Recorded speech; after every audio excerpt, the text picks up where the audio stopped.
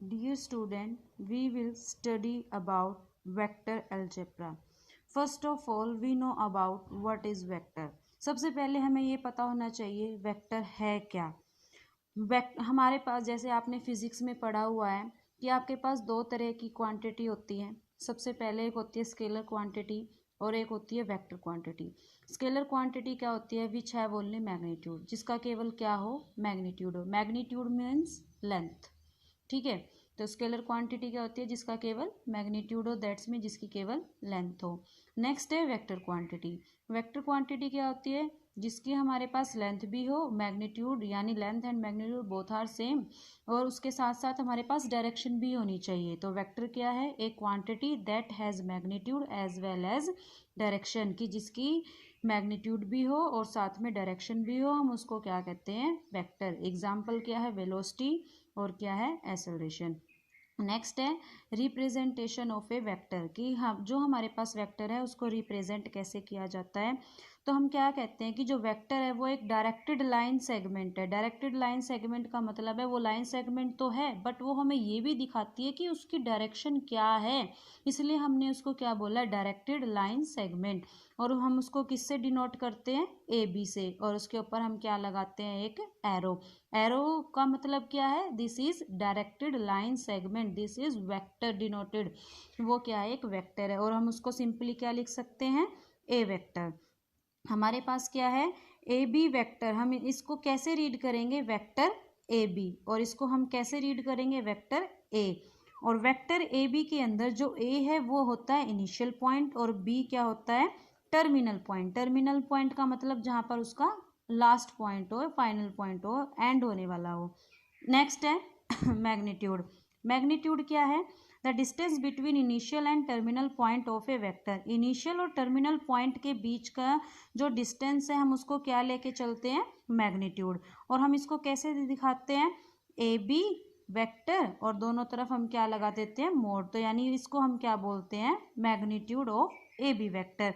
अगर आप A B vector से डिनोट करते हो तो आप इसको ऐसे लिखोगे, अगर आप सिंपली ए वेक्टर से डिनोट करते हो तो आप इसके मैग्नीट्यूड को आप ऐसे लिखोगे। अगर केवल आपको मैग्नीट्यूड के बारे में बात करनी है तो आप उसको ऐसे भी लिख सकते हो। जो एरो है वो केवल क्या दिखाती है? डायरेक्शन दिखाती है, किसकी? वेक्टर की। नेक्स्ट हमारे पास क्या है? Position vector.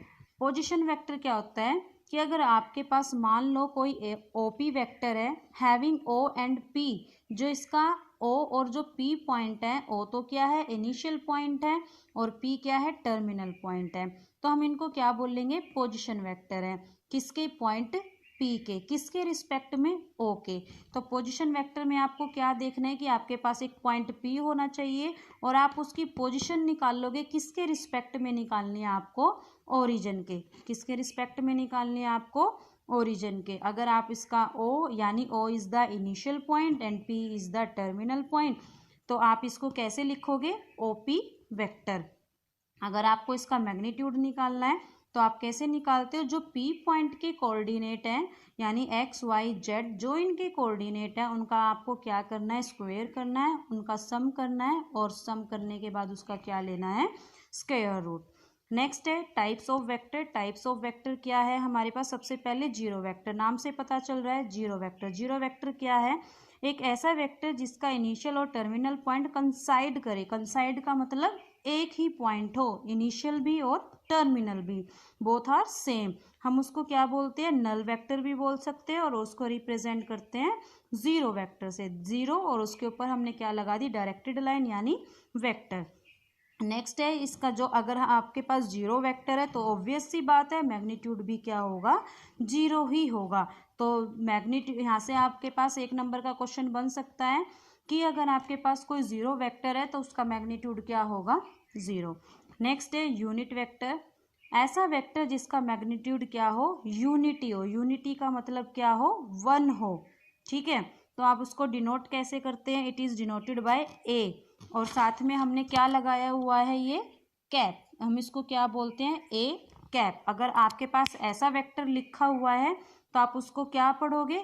Unit vector. That's mean A is a unit vector, जिसका मैग्नीट्यूड क्या होगा? यानी इसका मैग्नीट्यूड क्या होगा? हमेशा 1 होगा, तो हम इसको क्या बोलेंगे, A is a unit vector. Next है को इनिशियल वेक्टर।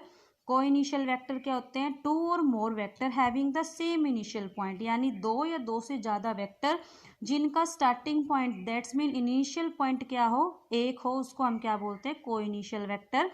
तो आपके पास ए वेक्टर है, एक वेक्टर है बी, और इनका स्टार्टिंग पॉइंट दोनों का क्या है, हमारे पास सेम है, तो हम इनको क्या बोलेंगे, A and B are the coinitial vectors. Next है कोलिनियर वेक्टर। कोलिनियर वेक्टर क्या है, two or more vector are said to be collinear if they are parallel to the same line, यानी अगर आपके पास एक लाइन है और दो या दो से ज़्यादा वेक्टर है, वो एक ही लाइन के दोनों के क्या हो, वो पैरेलल हो, व उनकी मैग्नीट्यूड और डायरेक्शन कुछ भी हो सकती हैं। कोलिनियर में आपको ये चीज़ ध्यान रखनी है, उनकी मैग्नीट्यूड और डायरेक्शन कुछ भी हो सकती हैं, but both are parallel. Main condition क्या है कि वो क्या होने चाहिए, पैरेलल होने चाहिए। नेक्स्ट है आपके पास इक्वल वेक्टर्स। इक्वल वेक्टर क्या है, आपके पास दो वेक्टर है, मान लो ए और बी दो वेक्टर है, हम उनको इक्वल बोलेंगे अगर उनका मैग्नीट्यूड भी सेम हो, उनकी डायरेक्शन भी एक जैसी हो, बट हो सकता है उनका इनिशियल पॉइंट सेम ना हो।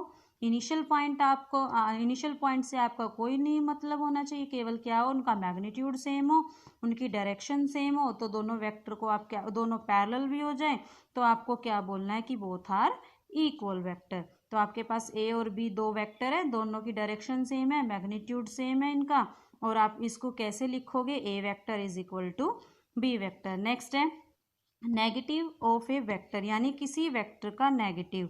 तो आपके पास क्या है, a vector whose magnitude is same, जिसका मैग्नीट्यूड सेम है, आपके पास कोई गिवन वेक्टर है ए बी जिसका मैग्नीट्यूड सेम है but direction is opposite, but उसकी क्या है, डायरेक्शन अपोजिट है, यानी अगर आपके पास एक ए वेक्टर है, उसका मैग्नीट्यूड सेम है यानी एक जैसा है, किसके इक्वल, किसके जैसा है, यानी गिवन वेक्टर ए बी के रिस्पेक्ट में अगर हम दूसरा वेक्टर लेते हैं, उसका मैग्नीट्यूड सेम है बट उसकी डायरेक्शन क्या है, अपोजिट है, तो हम उसको क्या बोलेंगे, negative of the given vector. मान लो आपके पास एक ए बी वेक्टर है, ठीक है, तो आप क्या लिख रहे हो एग्जाम्पल के तौर पे, vector B A is negative of the vector A B, यानी जो बी ए है वो क्या है, नेगेटिव है किसका, वेक्टर ए बी का, तो आप क्या लिखोगे, B A is equal to minus of A B vector, यानी A B B A vector क्या है, नेगेटिव है किसका, ए बी वेक्टर का। ठीक है, नेक्स्ट है फ्री वेक्टर। नाम से पता चल रहा है यानी जो कहीं भी आ जा सके, फ्री यानी कहीं भी घूम सकता है वो, तो फ्री वेक्टर का मतलब है the vectors defined above are such that any of them may be subject to its parallel displacement without changing its magnitude and direction। मान लो आपके पास ए वेक्टर है, ये कोई भी, आपने ऊपर बहुत सारे वेक्टर पढ़े हैं, कोलिनियर कोइनिशियल बहुत सारे वेक्टर पढ़े हैं, तो हम क्या कहते हैं कि अगर आपके पास कोई ए वेक्टर है और आप उसको डिस्प्लेस करना चाहते हो, यानी आप उसको इसकी जगह से हटाना चाहते हो, आप डिस्प्लेस तो कर सकते हो बट ना तो उसकी डायरेक्शन में कोई चेंज आना चाहिए, ना उसके मैग्नीट्यूड में चेंज आना चाहिए। तो आप फ्री वेक्टर किसको बोलोगे, अगर कोई एक वेक्टर को हमने, मान लो पहले वेक्टर ये यहाँ पर था, अब हमने इसको डिस्प्लेस कर दिया, तो हम इसी के पैरेलल में डिस्प्लेस कर सकते हैं ना। अगर हाँ आप इसको किसी और डायरेक्शन में डिस्प्लेस करोगे तो इसकी डायरेक्शन चेंज हो जाएगी, डायरेक्शन चेंज हो जाएगी तो हम इसको फ्री वेक्टर नहीं बोल सकते। तो सबसे पहली कंडीशन क्या है कि आप अगर किसी वेक्टर को फ्री वेक्टर बोलते हो तो इसका मतलब है उसकी डायरेक्शन सेम रहनी चाहिए, उसकी मैग्नीट्यूड सेम रहना चाहिए, आप उसको केवल पैरेलल ही डिस्प्लेस कर सकते हो। जैसे अब ये बी वेक्टर था, इसके पैरेलल ये बनेगा, तो आप इसको केवल यहीं तक डिस्प्लेस कर सकते हो, इससे आगे नहीं कर सकते, या फिर किसी और डायरेक्शन में इसको डिस्प्लेस नहीं कर सकते। Okay student, now thank you.